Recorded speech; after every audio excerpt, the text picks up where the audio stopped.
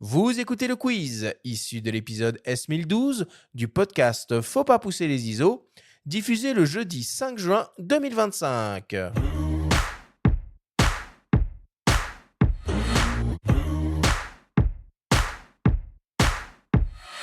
Messieurs, le principe du quiz est très simple. On a reçu des questions de la part de nos auditeurs qu'ils vous ont posées via notre compte Instagram.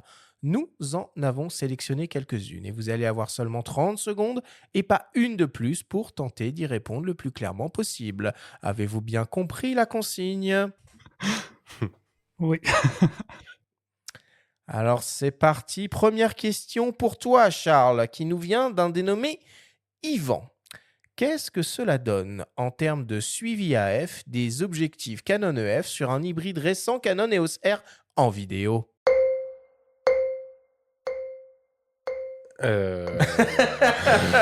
C'est hyper dur. Ça dépend du sujet qu'on filme. Si on est sur un plan interview fixe, pas de souci. Si on est sur des sujets en mouvement, voiture, sport, beaucoup plus compliqué. La bague fait qu'il y a un ralentissement de l'autofocus. Oui, puis je crois que tu l'as dit au début de l'émission, Charles, ou à un moment en tout cas, c'est que les optiques, elles suivent les développements des boîtiers aussi actuels en fonction des montures.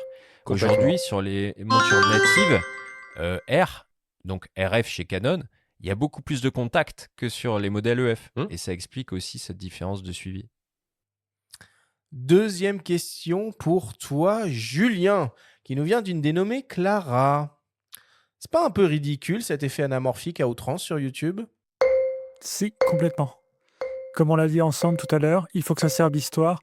Sur YouTube aujourd'hui, il y en a énormément, mais il y a aussi beaucoup de faux anamorphiques sur YouTube.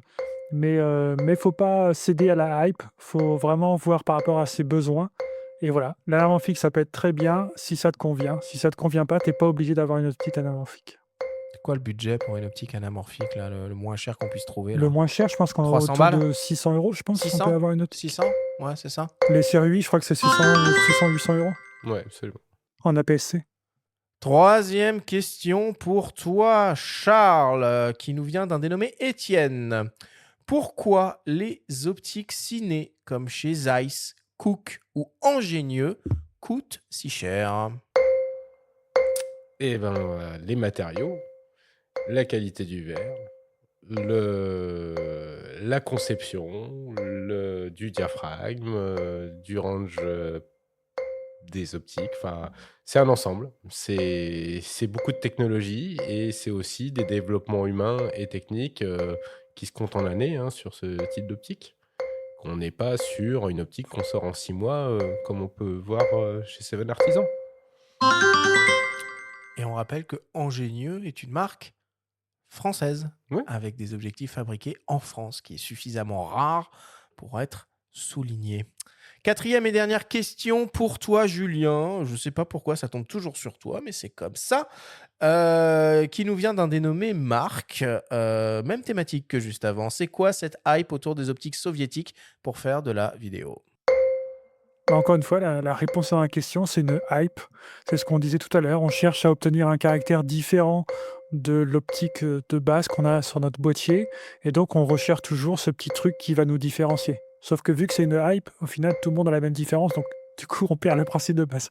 Mais c'est ça, c'est rechercher une image différente de ce qu'on peut avoir pour essayer de se démarquer par rapport aux autres. Il y a des modèles comme ça, un peu de vieilles optiques de l'URSS à Bah, recommander? L'Helios 44 qui est la plus répandue au niveau hype, qui est une optique qu'on peut trouver aux alentours de peut-être 50 $ peut-être sur eBay. Donc ça coûte pas grand-chose. Mais généralement, c'est les optiques qui sont utilisées une fois, quoi. Une fois ou deux, puis les gens y reviennent à leurs optiques, quoi. Bon, en même temps, pour 50 €, ça va encore. Oui, ça va. Allez, on clôture le quiz là-dessus. Merci à vous deux.